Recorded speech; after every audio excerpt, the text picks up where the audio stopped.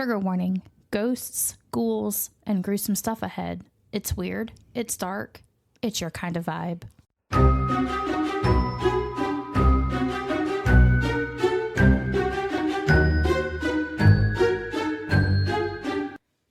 Welcome to Haunted and Homicidal, the podcast where true crime meets the paranormal. I'm Lauren. And I'm Courtney. Every week we uncover the terrifying, the twisted, and the totally unexplainable. Lock your doors and grab your sage. Because things are about to get haunted and homicidal. Hey guys. What's up? It's been a week. It's been a long week. It's been a long week. Lauren's had a rough week. I have had a very rough week. But that's pretty much the story of my life. I'm pretty much used to it. It sucks, but it is what it is. Hey, at least we got your paycheck, though. Yeah. Thank God I was going to lose my shit. All my bills are paid now. Yay. I paid them all this morning, actually, because I was too tired yesterday. I literally came home and sat in the chair just to relax for like 5 minutes. And I woke up and it was 4:45. Yeah, I did not. My sister was at my mom's. So I was like in Charlie. So I was like, well, let me go over there and see the dog. You didn't know they were going to be there? No. Oh, okay. Well, she told me because she said it was going to be a possibility that might be there. Oh. So I went over there, and then I didn't get back to my place till like 11. No, fuck that. Oh, there was a car chase. What? Yeah. So I'm going home, and so you know the Big Ridge. Yeah. That road. So is that like right by the skating rink? There's always a fucking car chase over there. Well, so it was the light after that. So it was like, you go straight, you get to the middle school, you turn right, you head to like my place. Yeah. So I'm at the light and I'm getting ready to turn and you hear the cops. So all you see is this dude come flying and then two cops chasing him. Oh they God. Turn towards the middle school. So then I go since they're gone. Right. And then so I go on the interstate because the light over there takes a hot minute at like 11 o'clock at night. Right. So I'm like, I'm just going to get on the interstate because it's faster. And here they come. On the interstate? He had made a full circle U-turn. And got on the interstate. That is insane. Yes. And it's so dangerous. It's so I thought they weren't supposed to like... Yeah, I called my sister and I was like, I don't know where they're going, but I'm like, there's a car chase. I thought it was like after a mile they weren't allowed to anymore because it puts too many people at risk. I mean, even at that hour, there's still lots of traveling, especially on the interstate at 11 o'clock on a Saturday. Yeah, because I called my sister and I was like, because she was heading home and I was like, I don't know which way like he's going to go. I'm like, he just got back on the interstate, but I was like, there's a car chase. I don't think I saw anything about that this morning on Facebook. Although, to be fair, I haven't been on Facebook this morning. I don't think I saw it this morning. Yeah, I haven't been on Facebook this morning. I don't know. But I've got all my little crystals and stuff that I got yesterday set up. Oh, with all the towers I gave you and the cat. Mm-hmm. It's been a week. A very, very long week. Doesn't help that your husband stresses you out. All the time. I'm even more stressed because he put in for time off and they haven't approved it. So he had to move it. Like, he was supposed to be off the 30th and the 1st, but they've given him, like, another load. Mm-hmm. And he is on his way to Illinois right now. He's having to go through Kentucky. Well, he's in Kentucky, but he's having to go through Kentucky to Indiana over to Illinois. New, so they're going to do PTO for, like, the... Well, he was supposed to put his time off. He's only supposed to work 12 days straight. Oh, okay. And then 2 off. So he was supposed to put his time off that he needed. How many days has he worked so far? Today's day 10, which would have been those 2 days where he came home. So this might be his last load. No, because they did not approve the 30th and the 1st, and they're supposed to put it in a week ahead of time, which he did. He put it in last Monday, and they didn't approve it. So he's trying to get home on the 4th and 5th, and by that time it'll be like 16 days or so that he's been out. And I mean, it's not super stressful. What's stressful to me is they have to figure out where they can park their truck safely. That's an approved parking spot, and you have to pay for those. $18 a day, and those fill up quick. So if I don't know when he's coming home, I can't reserve the parking. Yeah. I mean, it is refundable, but I don't know like how long that takes, because we've got this amount budgeted for the reserve parking for the 2 days. So It was just stressful. And he's ready to come home and eat real food. Welcome back, guys. Again. Hello. Hi. How's it going? Hello. Cool. Thanks. So this week I'm going to talk about Gary Allen Walker. He was born September 25th of 1953. So his birthday was 5 days ago. No, it wasn't. I'm lying. It was 3 days ago because it's only the 28th. Yes. Yeah. So he is a Libra. His parents are unidentified. Huh? So, yeah. Nowhere. I could not find his mom or his dad. They said, we're not claiming anywhere. him. They're like, we're not claiming it. So Walker is not his biological dad's last name. It's his stepdad's last name. The only person that they could identify was his stepfather. Oh, okay. The only person. His mom and his real dad were not identified. And I looked through so many sources, even court documents, and it did not provide any information. Because they're like, we're not claiming him. Well, I don't know, because his childhood was not great. Yeah. He did have a tragic childhood. There was significant physical and sexual abuse as a child. His stepfather's name was Otis Walker, who repeatedly beat him. He beat him, quote unquote, until I couldn't scream anymore. And this is what Gary Allen Walker stated in a deposition after he was caught for his crimes, and was going through trial. And during his trial, his aunt Leslie Cupp, she was called to the stand, and she testified that she had frequently observed bruises all over the boy's body when he was little. So why didn't she do anything? I don't know, because this was in the 50s. That's true. It was the 50s. And she stated that the bruises came from the stepfather's brutal beatings. Walker stated that while he and his stepfather were squirrel hunting one time, his stepfather turned to him and said, quote, "I wonder what they'd do if I just blew your fucking head off." The hell? This was a baby. He was a child. So, ran to his mom crying and told her what had happened. And of course, she didn't believe him. Later that day, when she told the stepfather what Gary had told her, he began beating the child mercilessly with a wooden board and eventually changed to a garden hose, beating him so badly between the legs that he almost ruptured his right testicle. The hell? So this kid had a very, very hard childhood. Very hard. The mother, even though she was married to the stepfather, did have multiple men coming in and out of the house when Walker was between the ages of 10 and 12. And at that age, that is when his mother became sexually active with him as well as his 10 and 12-year-old friends.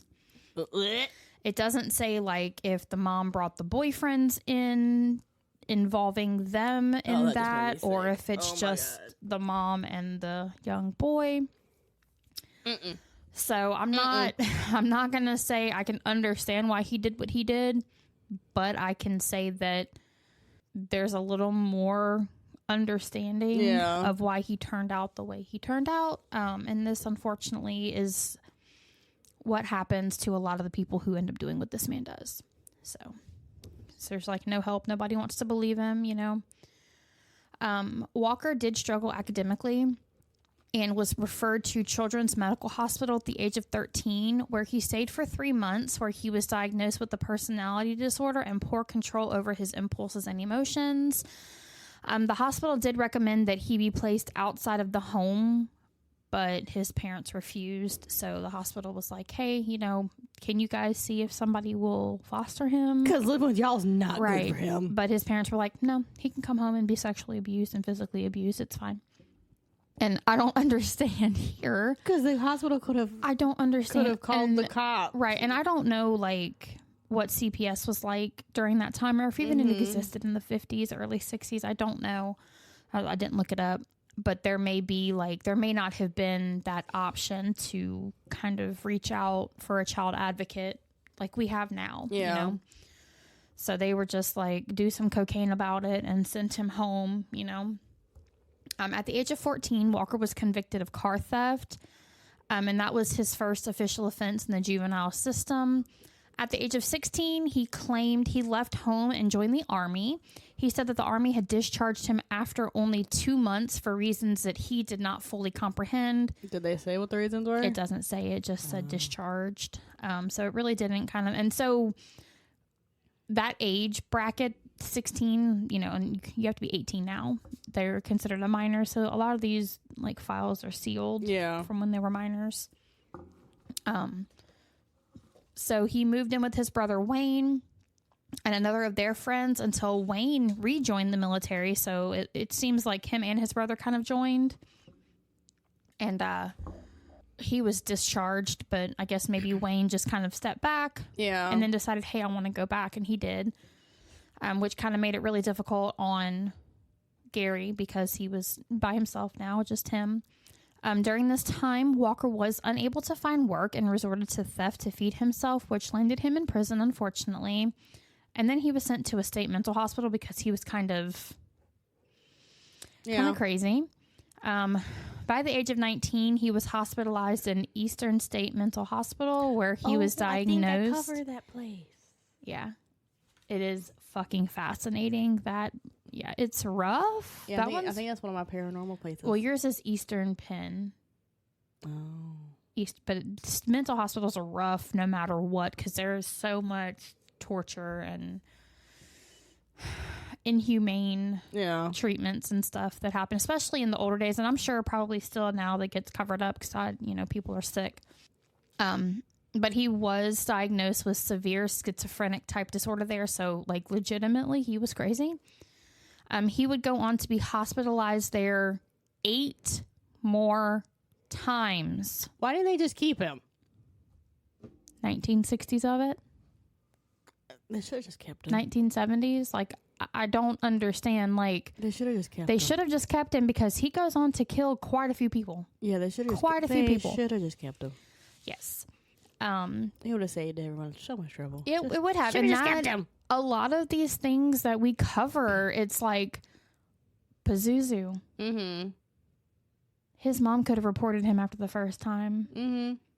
They could have kept these other people that we've covered in the mental hospitals or in prison, and this would not have happened. Joseph Duncan, after he was arrested for those few incidents before that he should have been in jail for, he would have never have been able to go on and kill the amount of people, do the amount of abuse that he did to Shasta and her brother. There's just, I don't fucking know. I wish I had an answer. I really do, because what in the actual fuck? Yeah. But while there, he did receive antipsychotic medications and electroconvulsive shock treatments, which is a procedure done under general anesthesia. During the procedure, a small electrical current passes through the brain, intentionally causing a brief seizure. These treatments seem to change brain chemistry, and these changes can quickly improve symptoms of certain mental conditions. But I don't think he was a success story based on what he goes to do. He is on this podcast, so that should tell you something. They did not work. He was also diagnosed with bipolar disorder and treated with lithium. Now, lithium is very, very common for bipolarity, but it is like when absolutely nothing fucking else works. Lithium is what they use to dial back the crazy. No. But even though he was discharged with these medications, he refused to take them.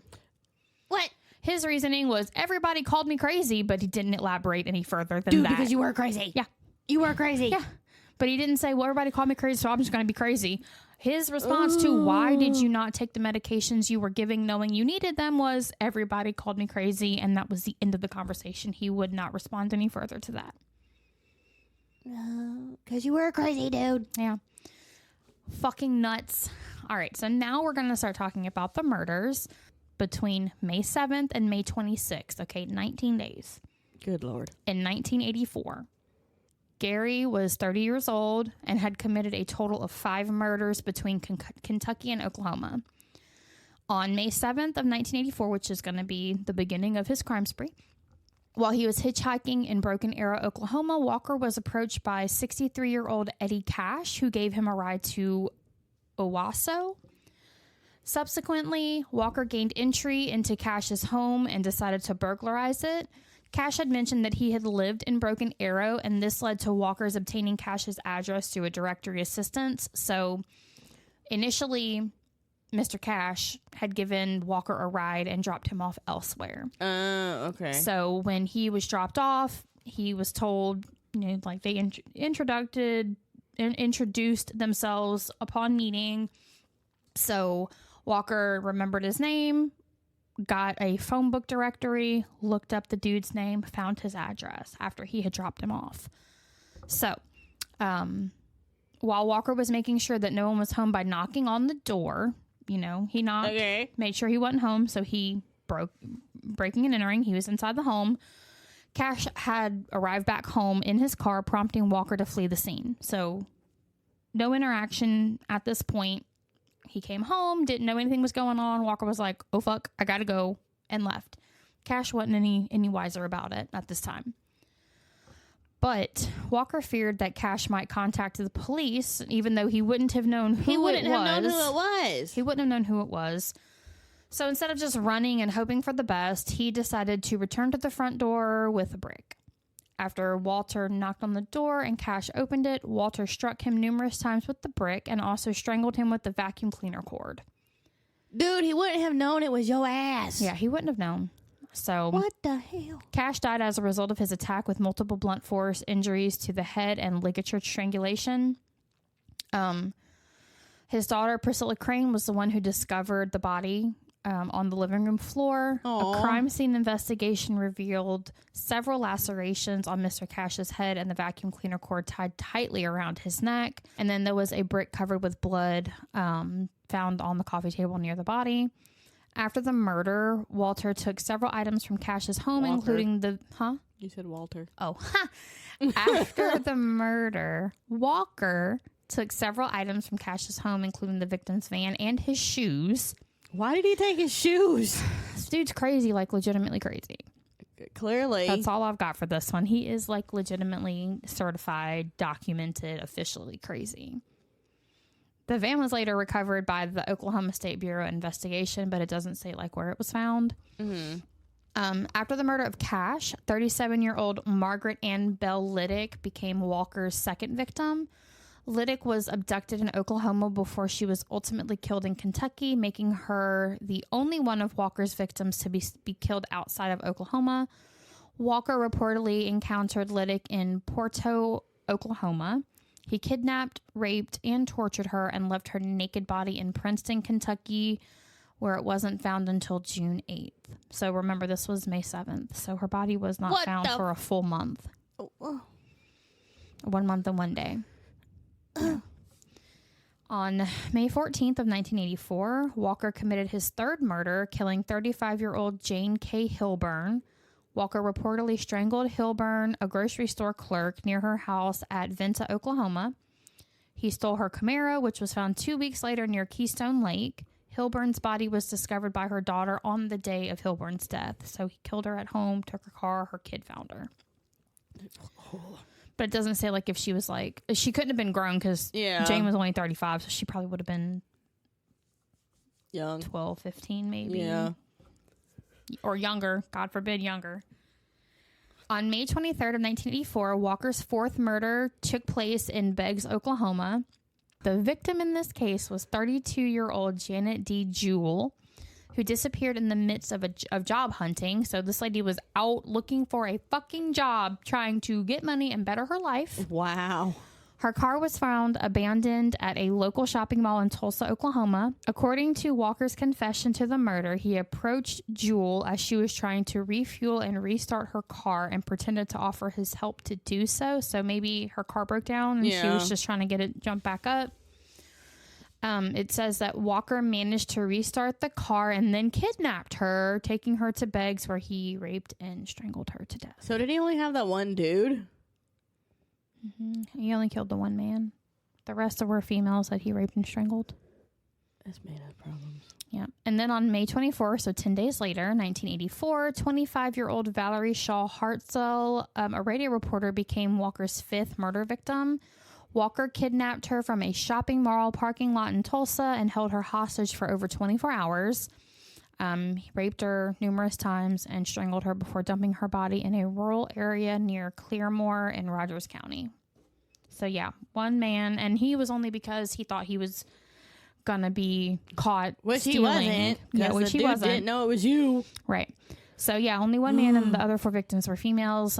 Those were mainly targets, I guess. Like the first guy was kind of, I'm not going to say accidental because it was a conscious choice, but because he went back. Had he not come home while he was thieving the place, he probably would not have died, in my opinion. God only knows. So this man was crazy. I don't know what he was thinking. Yeah. Merely days after he killed Valerie, through police investigations, Gary was linked to the disappearances and murders of the victims he had killed and was listed on the wanted list for the area. Okay.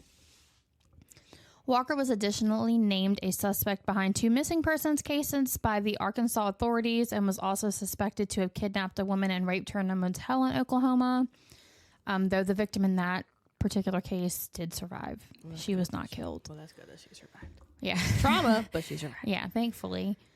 Finally, Walker was arrested in Tulsa on June 2nd of 1984. He was thereafter charged with multiple counts of first-degree murder as well as rape and kidnapping and all the serial murders and other crimes linked to him.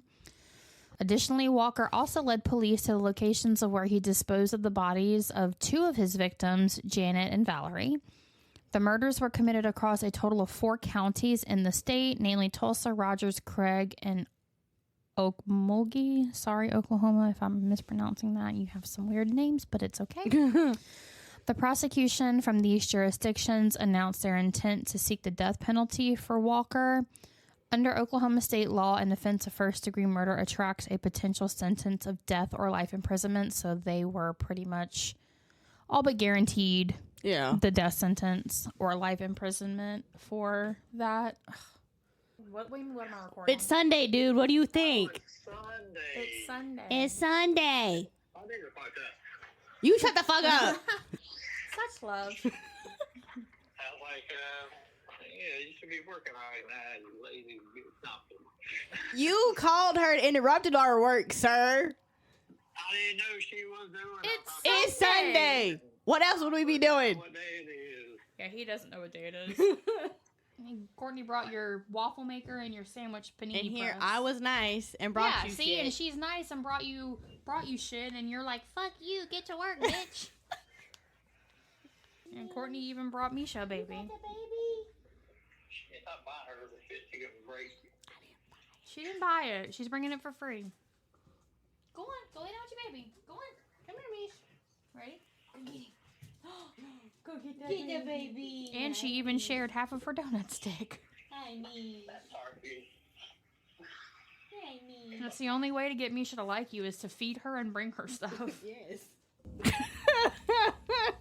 I'm surprised he didn't call me this morning, because he usually calls me like first thing in the morning when he gets up and he knows that I'm up, but he was already like on the road. Yeah. And they're not allowed to be on their phones while they're on the road, so which is probably the best. Yeah. So, now to his trial and his sentencing.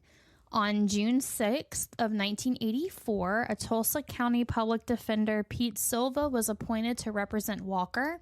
He counseled Walker for approximately only 1 hour and a half, on June 6th, and only 2 hours on the 7th. So in total, his attorney counseled him for 2.5 hours. His counsel's probably like 3.5 hours. No. So this man, normally in court situations, the attorney is going to counsel you for like weeks. Yeah.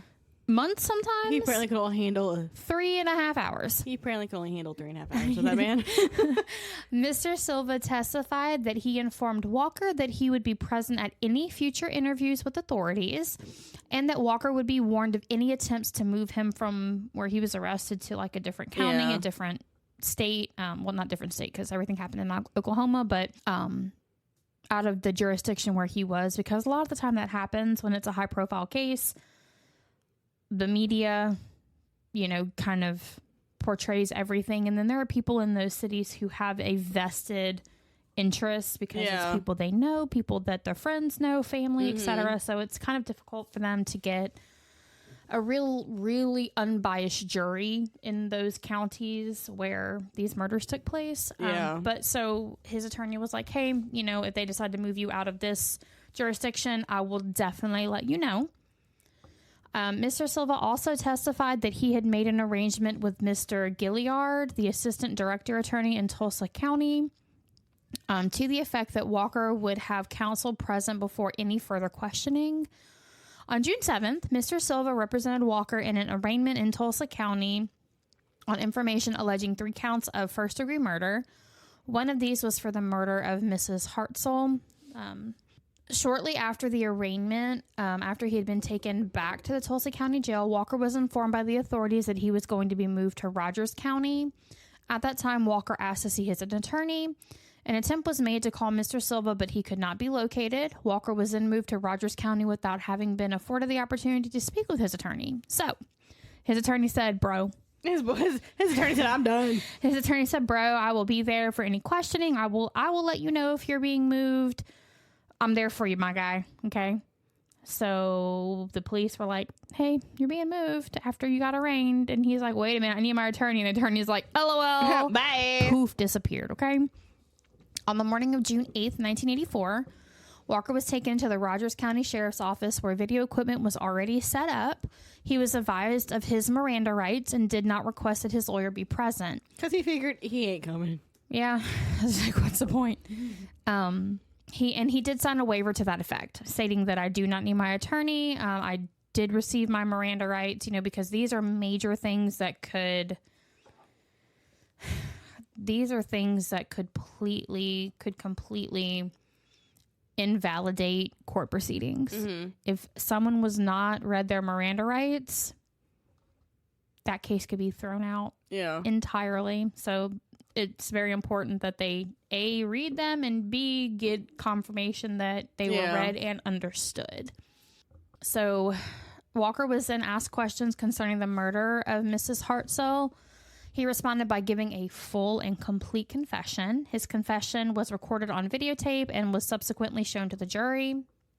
So, well, that's evidence right there. That's that. Walker objected to the admission of both confessions at trial. However, the trial court found that both confessions were made knowingly and voluntarily, and thus it overruled Walker's objections. He said, I didn't do that. Yeah, so he's like, I didn't do that. That wasn't me. I was coerced. I was bullied. I was whatevered into making these false confessions. And because he signed the written documents and they video recorded everything, he had no leg to stand on. Exactly. No leg to stand on. So, in addition to several assignments of error raised by Walker in his appeal, he alleges that his objections to the admission of the confession should not have been overruled, and that the trial's court decisions allowed the jury to consider them constituted fundamental errors. So what? He's basically saying that there were other missteps during trial from the prosecuting side and possibly the defense. Whether or not his attorney showed up, it didn't really specify. Probably not. But that he is basically saying that there were a lot of missteps during his trial that were not or should not have been admitted or admissible, and that his alleged objections to the confessions, the jury should have been notified of this, but they were overturned, so they couldn't even bring it up to the jury. So he's just grasping at straws. In July of 1984, Gary Walker was ordered to stand his first trial in Tulsa County for the murder of Eddie Cash. Although the defense submitted a request to change the trial location to another county on the grounds of publicity, so like I was saying earlier, a lot of the time when it's a very popular person or it's a well-known story, they change counties simply because of the vested interest of the people that are in that particular county where the murder took place. And they know these people, they know they're not going to get a fair trial because they're not going to get an unbiased jury. So they decided to change the location and started selecting a jury, and the jury selection concluded on November 7th of 1984, and his trial began that same month. During the trial itself, the defense put up the insanity defense and submitted evidence of the troubled childhood which Walker had been accustomed to before he committed the murders. Dr. Thomas Goodman, a psychiatrist, testified at his trial supporting Walker's insanity defense. Dr. Goodman had reviewed Walker's medical records and conducted several examinations on his own, including one under the influence of sodium amytal. What is that? I don't know. Let me look it up. I didn't look that up, and I meant to, but I was having a stressful week. Oh, please. Google. Amobarbital. It is a barbiturate drug that affects a central nervous system depressant. Historically used as a sedative and for psychiatric interviews. Primarily now used in hospital settings due to its high potential for abuse and dependence. It's what they quote unquote it's what they called quote unquote truth serum. Oh. Because it can induce a hypnotic relaxed state, which kind of makes you tell the truth or makes you less guarded and defensible. So they kind of, like you're relaxed and easygoing and like weed. Yeah. Yeah, man. That kind of thing. Okay. Yeah. So Dr. Goodman opined that although Walker probably knew right from wrong at the time of the killing, his perception of the victim was so distorted that he believed he was killing his stepfather. So I don't understand that one. Now, maybe with Mr. Cash, but not with the other 4 victims. No. Dr. Goodman also testified that Walker did not believe killing his stepfather was wrong, which, kind of there with him. I mean, after all he did. Yeah. The prosecution, however, rebutted that Walker... Wait, maybe the girls were his mom. It never says, but possibly. Very possibly. The prosecution, however, rebutted that Walker was able to methodically seek the address of Cash, burglarize his home, and even killed Cash with the purpose of silencing him as a possible witness to his burglary attempt. So, forethought and malice, which is... Yeah. Because the dude literally went back. Yeah, he went back. Like, you could have got away with that one. He searched for the address because he knew his name. Yeah. That was premeditated, forethought with malice. Yes. Exactly. On November 13th, 1984, the jury found Walker guilty of his first-degree murder of Mr. Cash.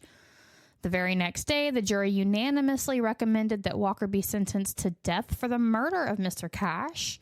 On November 26th of 1984, the trial judge, District Judge Joe Jennings, say that 3 times fast, sentenced the then 31-year-old Gary Allen Walker to death during a formal sentencing hearing. An execution date of February 6th of 1985 was set for Walker, but on December 6, 1984, the execution was stayed pending an automatic review by the Oklahoma Court of Criminal Appeals, which happens with every single death sentence. Why? It's automatic. Anytime someone is subjected to the death sentence, an appeal is automatically rendered. Period, point blank. Every state, every person, they automatically get an appeal. No matter what. Period. That's stupid. Every time. Every time. So, for the Shaw Hartzell murder, Walker's second murder trial for the death of Valerie Shaw Hartzell was conducted May of 1985, with jury selection commencing the same month. At the end of his second murder trial, Walker was convinced of both kidnapping and first-degree murder, and Rogers County District Judge Edwin Cardin. Why do these names rhyme? They really do. All of these names rhyme. Sentenced him to death upon the jury's recommendation for capital punishment, marking Walker's second death sentence for the serial killings. As for the other 3 murders, Walker was similarly ordered to stand trial for these cases. For the murders of Janet Jewell and Jane Hilburn, Walker was convicted in the Oklahoma courts and sentenced to life in prison for both homicides. He did not receive the death sentence for those 2. What? I don't know. In August of 1986, Walker was brought to trial in a Kentucky state court for murdering Margaret Bell Liddick. Remember, she was the only one that he brought over state lines. He reached a plea agreement with the prosecution, who decided to take the death penalty off the table on account of Walker's prior 2 death sentences for killing both Shaw, Hartzell, and Cash. Walker was sentenced to life imprisonment plus 20 years for kidnapping, rape, and murder by the Caldwell Circuit Judge Willard Paxton. Hey, that one doesn't rhyme. That one actually makes sense. Yeah. In total, Walker received a total of 2 death sentences, 6 life sentences, and 700 years in jail for all 5 murders he committed, including the lesser charges pertaining to these serial murders. So let that sink in. 2 death sentences, 6 life sentences, and then 700 years in jail. At that point, they should have stuck with the death sentence because he's going to die anyway. He's going to die anyway. So he did submit like a series of appeals on July. Oh, of course he did. And except for like the automatic appeals, he submitted his own appeals. On July 22nd of 1986, the Oklahoma Court of Criminal Appeals dismissed Gary Walker's direct appeal of his death sentence for the murder of Cash. So they said, no.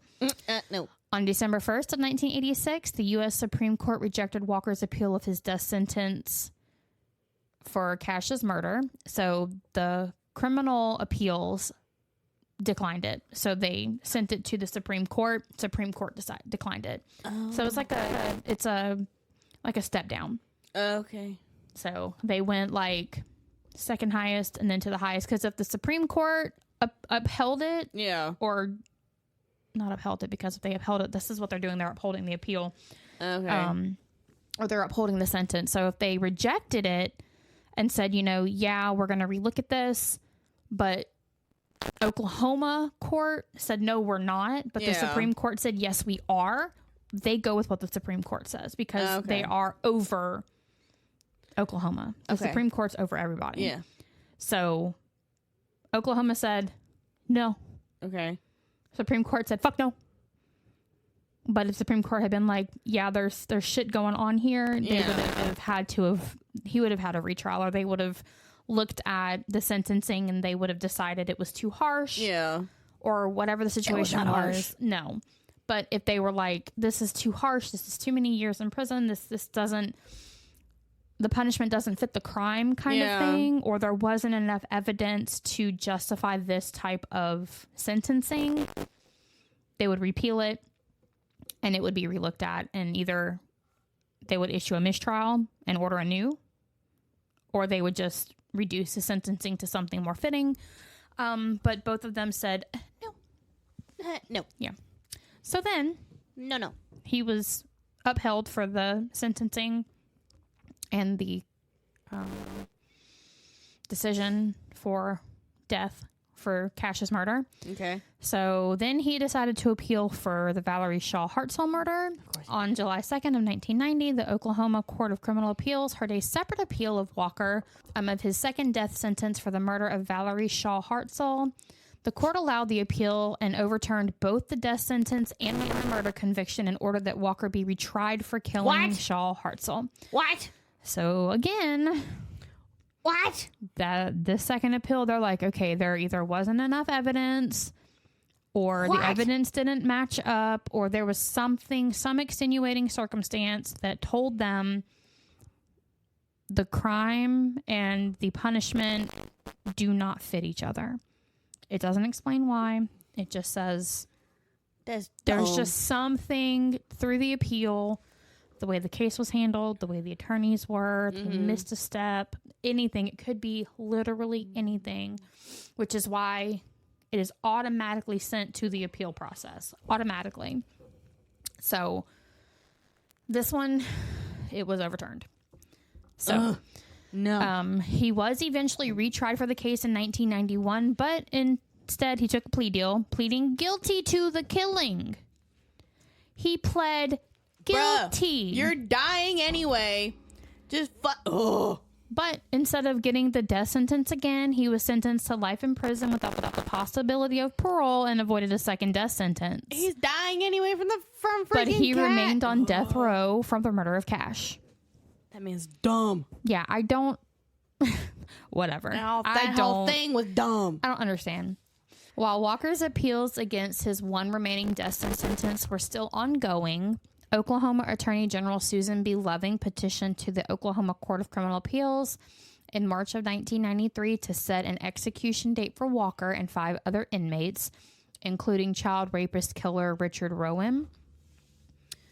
Walker was originally set to be executed September 17th of 1993, but it was postponed, unfortunately, due to his ongoing appeals. On May 23rd of 1997, the Oklahoma Court of Criminal Appeals rejected another appeal from Walker regarding Cash.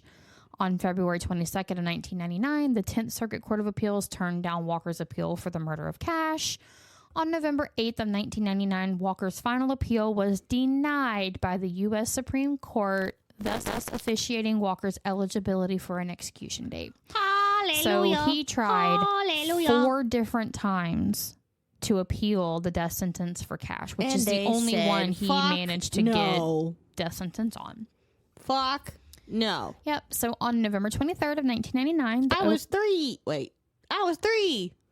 6, 7. No, I was 4. Yeah. On November 23rd of 1999, three. You would have just turned 3. Yeah, I just turned 3. Yeah.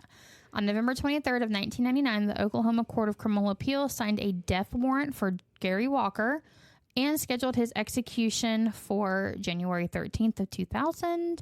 During his last media interview, Walker described himself as quote-unquote old and tired. What? And said he planned to wait for his execution time to come.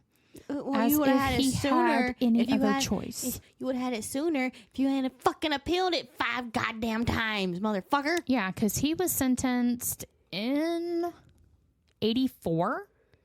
Yeah, you would have been dead sooner. And he appealed until 1999. So his final appeal in November of 99 was it. And so they set his execution for 2000, like just 2 months later in January. He also stated that he believed if he was not executed, he would have 5 years left to live due to a heart condition for which he had been hospitalized for 4 times already. See, you would have been hospitalized. You'd be dead already. Yeah.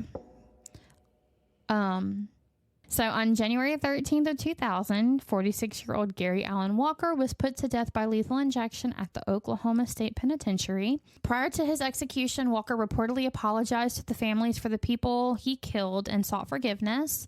He was pronounced dead at 12:20 a.m. after the drugs were administered to him.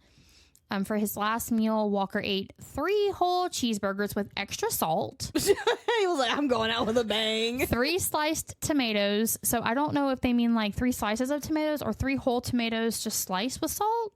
I don't know. It doesn't specify. French fries and a strawberry malt. He also received his final prison visits from 2 of his sisters, 1 of his nieces, and 2 of his cousins. More than 30 members of Walker's 5 murder victims gathered at the prison to watch his execution.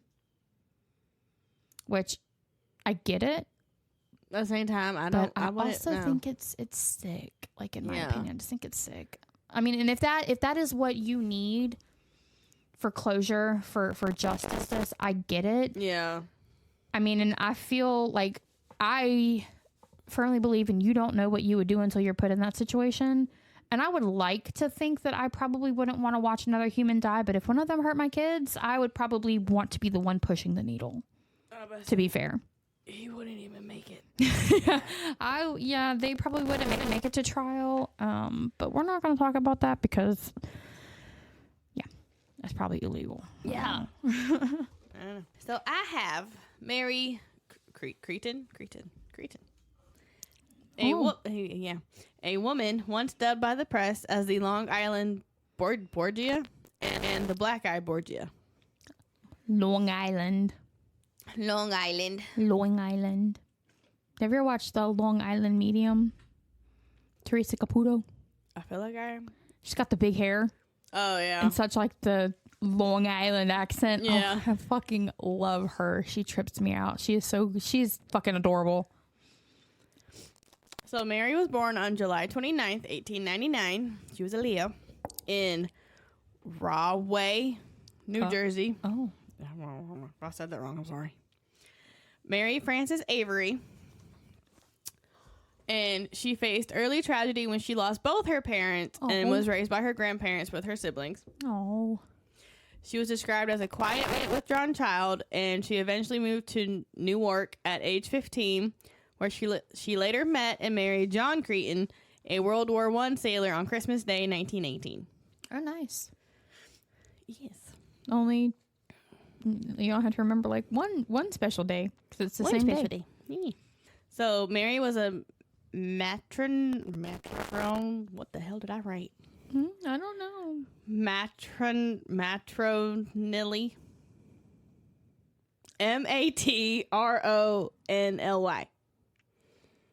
I don't know.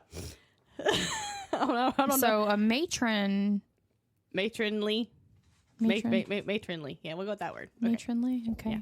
Woman. She was orderly in appearance and careful of her language in mixed company, but she had a bad temper and did not get along with her in-laws. She hated them. Okay. She said, fuck y'all. I mean, was there a reason?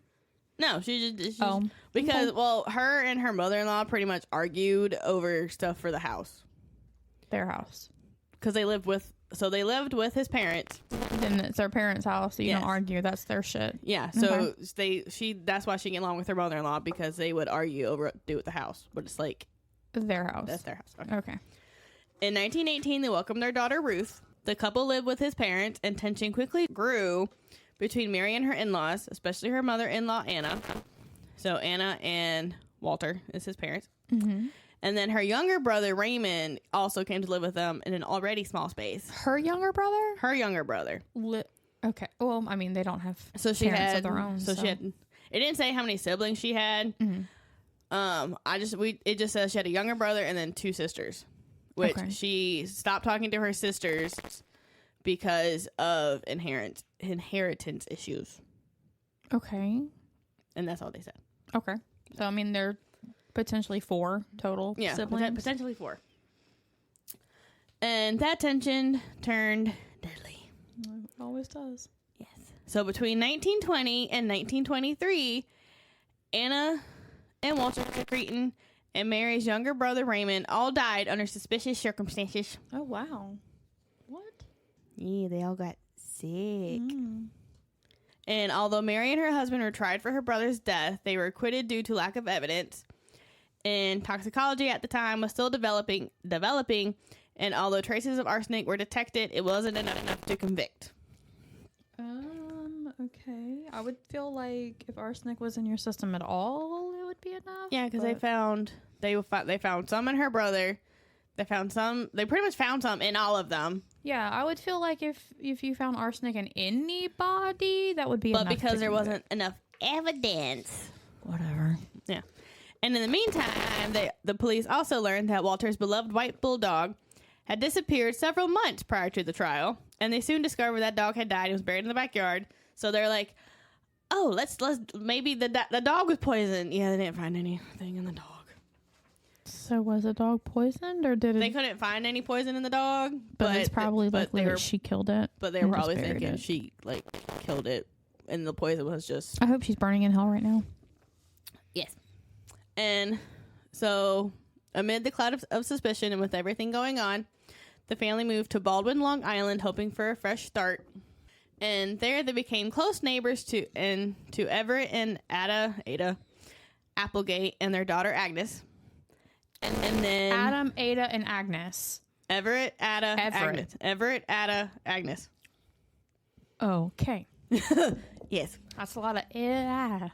Yes. So Ada was a very large woman who pretty much stayed in bed all day. Okay. And she always yelled at Everett. So they were not a happy marriage. Well, I mean, yeah. And so he enjoyed Mary's company. I bet he did. And it eventually became something else. Of course it did. So in January 1935, Mary had sex with Everett. Oh. And he told her he loved her and she believed it. And over the next 6 months, they maintained a sexual relationship in the household. And apparently her husband had no idea. In her house? Everett, Ada, and Agnes lived with Ada's parents. And Everett had the same issue, didn't get along with the in-laws. And because Ada pretty much argued with him all the time. So him and John were at some club, they're in some club together. So Everett was, it's like some, No, I get that, but like he is boinking this man's wife and they're still going to like a gentleman's club or like a smokers club or whatever together. Yeah, because they were both in the army, so it's like an army club kind of. Okay. Everett was like going around saying, hey, like, does anyone have like a place to live? And John's like, well, you could come live with us. And then this happened. Yeah, this happened. But John apparently had no idea any of this was going on. I mean, if he works all the time, if he's in the military, you know, they're gone like a lot of the day. Yeah. But then the other guys should be gone a lot of the day also. I'm confused. Yeah, I don't know. Well, they were, I think at this point I think it said they were out of the army and they were just doing like they had like some other job. Okay. So Mary's daughter at this time was 14 and she was unusually pretty girl. Unusually pretty? Yes. Okay. Which the police even said, they were like, she looked like she was well developed. Ew. Yeah. So they were like, so they can see why Everett was like, yeah. Okay. So hold on. Okay. I don't like where this is going. So Mary did start to notice the excessive amount of attention that Everett was giving her 14-year-old daughter. Gross. He took her to school, Gross. picked her up, Gross. drove her to the stores, Gross. and seemed too eager to be her friend. Gross. And when Mary brought up the subject, he laughed and said he loved only her and someday they would be together. Gross. And this uneasy situation continued into the summer of 1935. A situation that she willingly participated in because she decided to stray outside of her marriage and invite this man into her home. Yes. Consequences of her actions. Yes. Yeah. Fucking bullshit. And yeah, and like neighbors would see Everett and Ruth kissing in the backyard. Ew. She's Yes. 14. Yes. And he was 38. Yes. Gross. And June of 1935 was when Everett and Ruth had sex for the first time. Oh my God. By July that same year, he told Mary, and this is his quote, I became very fond of the daughter of the Creightons. It caused me to do things that were unnatural to my desires. In close contact with her and showing her affection and the same being returned, I had a desire for a closer relationship with this girl. No. He liked the fact that she was 14. And she was giving him attention. Had barely hit puberty. Easily controlled and manipulated. You have nothing in common with the 14-year-old. You're a fucking pedophile. Mm-hmm. Period. Mm-hmm. And Mary's resentment grew, felt betrayed by Everett, and shamed by the actions of her promiscuous daughter. Gross. Seen to the public as a failed mother. No, do not fucking victim blame. That 14-year-old is a goddamn victim. I don't give a fuck if she was walking around in front of him naked saying anything inappropriate. That was a child. That is a grown man. The only person that is responsible is the adult. Mm-hmm. The only one. And of course, John apparently knew nothing of anything that was going on in his house. Where does he live there? I have no idea, because every time they interviewed him, is he blind? Did he walk around with like he apparently a sleep had mask? no idea, because they like when his parents died and everything, they asked him like, do you think your wife did this? No, my wife would never. I think he's dumb because he didn't know nothing. What the she must have like beer flavored titties or something for him to be so seduced by her to where he can't see that she's fucking around on him. The dude she's fucking around on him with is now fucking their child. Yeah, that's 14. Uh-huh. Okay. Uh-huh. So the final murder. Please tell me it was him. No. Fuck. So she brought it up to Everett's wife, like, hey, like, he's fucking my daughter. And she's like, I don't care. What? Okay. So that's this. So, yeah. So she met Everett. So Mary made Everett part of the plan. They killed his wife. When she made him drive her to the store. Well, he had no idea what she was doing. But that was her plan. It was to kill his wife because the wife didn't care. She was more mad about the wife, even though not he caring. was the one having sex with her daughter. Yes. What? Yes. So she figured if she can make him an accomplice and all this shit, just kill him. Yeah, no, she didn't do that. So you're saying these men are stupid, but all I'm hearing is that women are fucking stupid. Everyone's stupid in this one. Everyone is stupid. Everyone is stupid in this story. So Friday the 13th of September. No! Not Friday the 13th. Friday the 13th. Mary gave Ada her first dose of arsenic in a cup of coffee. Always the coffee. Always the coffee. She always gave it in coffee or tea or milk. Or, yeah. Well, the final dose was an eggnog. So, ooh, I love eggnog. Oh, and it's eggnog season. Yay. She only gave her a small dose at first, waited 2 days, and then when Ada was saying, "Oh, I don't feel good," like she was like, Cool. Let me give you some more tea. Yeah. So she's like, then you gave her a generous second helping of the poison because she wasn't throwing up yet, so she started to increase the amount and the frequency of the doses. So then later in September of 1935, she became really sick, vomited yellow-green bile, and had continuous diarrhea. She was unable to really get out of bed at that point. Yeah. So Everett called a doctor and had them come to the house, and Ada was then taken to the hospital. Like, he was, he had no idea what was going on. Like, he was, concerned. He was actually concerned about her, yeah. He's because he still loved his wife, even though they argued and shit and all this shit. He cared about, I wouldn't say loved. He cared about her. Yeah, he still cared about her. And then several days later, so they couldn't find anything wrong with her. So they're like, okay, you can go home. Right. So then several days later, she died at home. That's how it usually goes. That's what happened with all the arsenic poisoners that I've covered. Yeah. Every one of them. Mm-hmm. So suspicion reignited not long after her death when an anonymous tip. A what? Anonymous tip. There you go. Along with old newspaper clippings from Mary's 1923 trial was sent to authorities. Oh, I wonder who did that. And it never said. Really? Yeah, it never said. I thought we were going to get like a surprise. It was her husband or something. No, it never said. But at this point, I'm like, I wonder if he actually knew and was just like. Playing dumb so he didn't Because it could have been Agnes, too. Everett's daughter. Yeah. But it never said who it was. And so they did an autopsy. How old was she? She was only a year younger than Ruth. Okay. Yes. What? This man was having sex with a child who was his daughter's age. Yes.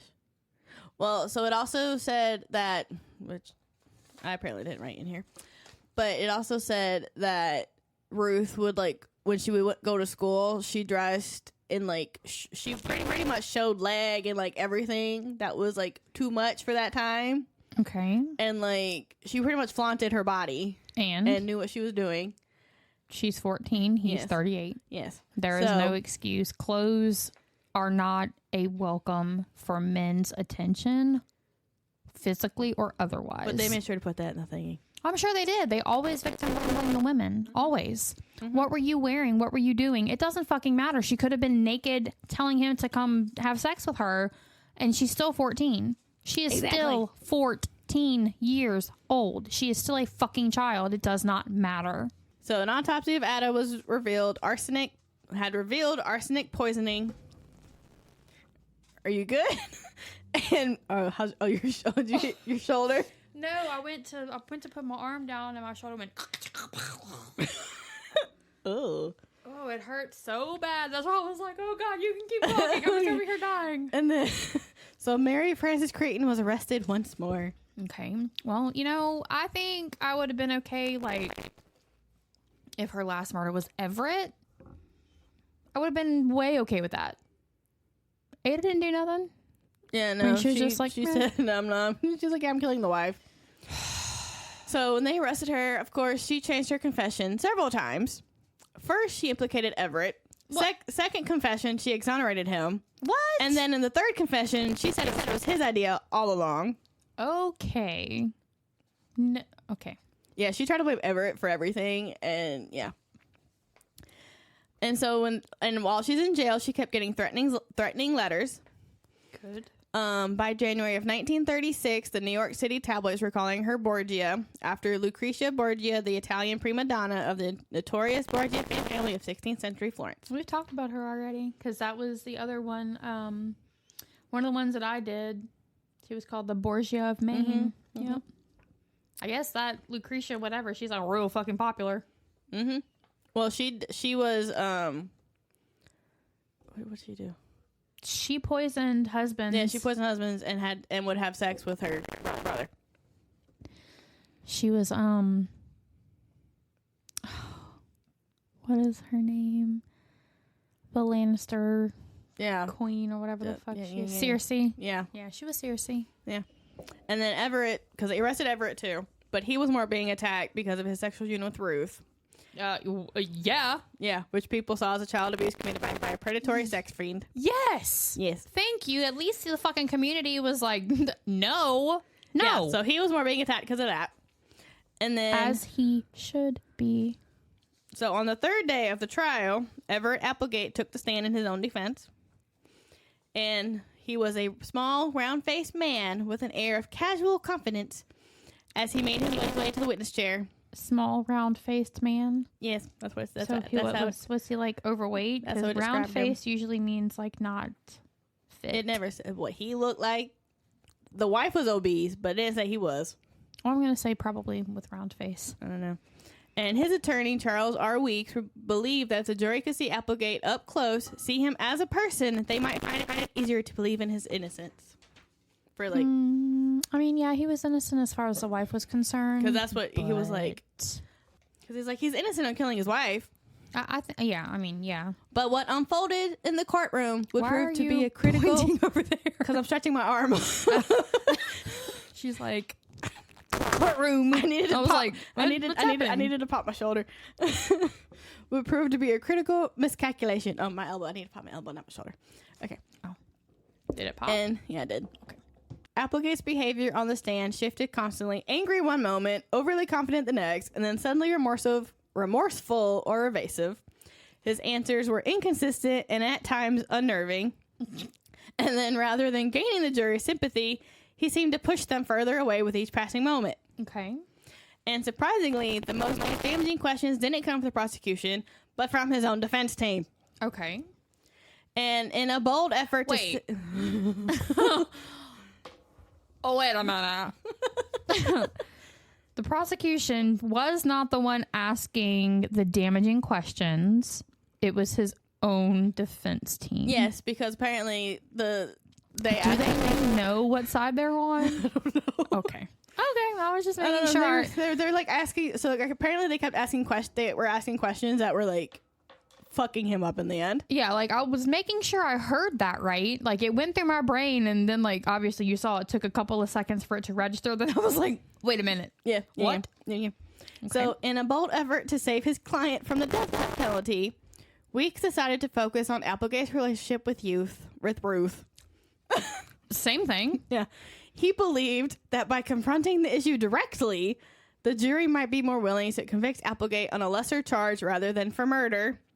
Okay. But the gamble failed. Oh, no. He denied that he had anything to do with the murder of his huge wife. What? Rude. Yes. Who said that? Everett. Yeah. Okay. He denied that he ever had sex with Mary. Oh, well, that's bullshit.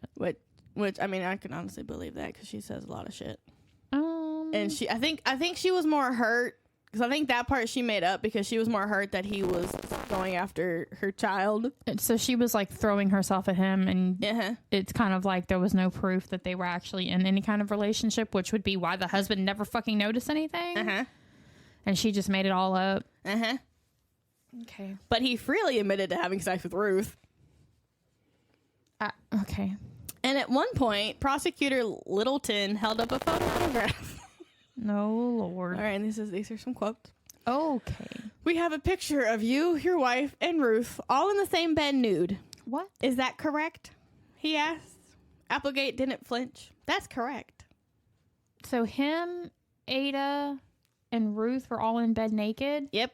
So that's why Ada didn't care. Yep. Because she was also being... Yep. Oh, my fucking God. I am glad she's dead. Yep. I felt bad for her a little bit, but I don't feel bad anymore. No. Okay. So you're asking the jury to believe that nothing inappropriate occurred in that situation? Littleton continued. Yes, Applegate said. It's the truth. But the jury didn't believe him. the fucking same. So point by point, every detail of his sexual conquests were explored. He was forced to describe his sex games. I don't want to. With Ruth. No, thank you. Even as her mother worked in the kitchen and Ada snored in bed just a few feet away. And so by the time he stepped down from the witness stand, the jury's opinion of him had shifted completely. And so had the public's. I would say, yeah. I mean, I felt like he was a piece of shit from the beginning, but yeah. What the fuck? And so as Applegate was escorted down the courthouse hallway back to his cell, an angry crowd gathered. Shouts rang out. Officers struggled to maintain order. And at one point, members of the crowd broke through and were able to punch him before he was rushed away safely. Good. If I were the officer, I would sneeze or something, like a very long sneeze. Or, oh no, my shoe's untied, and just reach down and just give him a couple minutes. Yeah. So January 29th, Judge Cortland A. Johnson sentenced both of them to die in the electric chair during the week of March 9th. My leg itched. When the date came, which it got pushed to July 16th, 1936, Mary was in a state of physical collapse. Mm. She had suffered what was called hysterical paralysis and was reportedly unconscious when she was placed in the electric chair. So she was electrocuted, and then Everett was brought in a few minutes later and was electrocuted right after. I mean, I don't think he killed his wife, but I don't. So, I'm not sad about his outcome. No. So on the day she was dying, she asked to be baptized as a Catholic. She decided because she thought it would be easier for her to face death. Day late, dollar short. Yes. You don't get to just decide, okay, so you all know I'm not religious at all, but you don't just get to decide to eventually, at the very last moment, believe in something and have your soul saved if that's what you believe in. Mm. That's not how that works. For Christianity, there is repentance, there is remorse, there are Hail Marys, there are numerous steps that have to be gone through. You have to accept Jesus into your life, whatever. You can't just be like, oh, I believe now and I'm saved. It doesn't work that way. Exactly. And it's crazy. A lot of people find Jesus in jail. Mm-hmm. Is that where he lives? Is that where Jesus is right now? Is he in jail? Mm-hmm. So Mary Frances Creighton remains one of the few women in American history executed by electric chair. And then her story was later featured on the TV series Deadly Women in an episode titled Matriarchs of Murder. I don't like this one. My body is hot right now. That's it on Mary. Yeah. I don't like it. My body's hot right now. Bro, you think I was reading it? I was like, what the fuck was going on? Is that the crazy one you were telling me about? Yes. Oh, yeah, that is pretty crazy. Yeah, that's a crazy one. Because I was I'm doing it. And I'm like, what the fuck is going on? That is insane. Because it starts out oh, she's murdering people. And then it's oh, her daughter is being molested. And she's mad because the dude's not having sex with her instead. Pretty much. Doesn't even care that the kid's being abused. Nope. And was more mad about the fact that the other dude's wife didn't give a shit. I hope she was okay, Ruth. I hope she was okay after that. It didn't say how she was. It usually doesn't, and it's been so long ago. I lost my paperclip again. I know. I don't know where it went. Yeah, that's wild. I don't like it. It's not as bad as some of the other ones have been. That one I can recover from. It's going to be in my head for a little bit just because it's crazy, but not what I was. That was a wild ride. That was not what I was expecting. That ending was crazy. Yeah, that ending was not what I was expecting. So she wasn't ever tried for the other murders, just that one. Because they tried her for those, but they couldn't. But yeah, but they couldn't find evidence. But because she put too much in Ada, they were able to find it. And that's because that one was right away, so they're able to see how much arsenic was in her. Right. Wow. Okay. Well, that was a wild ride. Yes. That is always, you guys can find us on Facebook. Facebook.com/haunted and homicidal. Please feel free to join our Patreon. We still don't have anybody on there yet. And we have goodies, people. We have goodies. We've decorated, or I designed a shirt, and Courtney's people have brought that shirt to life. Yes. So make sure you thank them for me profusely. I will. And we have a Tumblr in the works and possibly some like personalized keychains, lanyards. I don't know yet. We're just kind of playing with stuff, but guys, come on, join the Patreon, and we'll have like merch available eventually, but Patreon users get early access. They can get entered into free drawings that they can get their own shit for free. You don't have to pay for it. So like, come on now. You guys who also doesn't like free shit? Right, who doesn't like free shit? So that's going to be patreon.com/haunted and homicidal. Also, you can send us stories, suggestions, anything like that to hauntedandhomicidal@gmail.com. We would love to hear from you guys. Again, thank you so much for the support. We are at almost 100 listeners. Woohoo! The other day it was 93. Woo woo! I haven't checked it since. But 100 is, wow, it's crazy. So we definitely thank you guys for your support. Share far and wide. We do have quite a few overseas listeners. Mm-hmm. It was interesting to see that we had like overseas listeners. That's great. I mean, they're probably like, I don't know, really cool people, hopefully, because they're over there, like not even here in America, and they're like, fuck yeah, we're gonna listen to this shit. We love it. We love it all. So thank you guys for your support and love. We really do appreciate it. We enjoy this. Mm-hmm. This is like a job on top of a job that we're not getting paid for. The research is insane. Yes. Working and then having all of our other responsibilities, but we're getting there. We're pulling that out. So thank you guys for listening. Goodbye. Bye.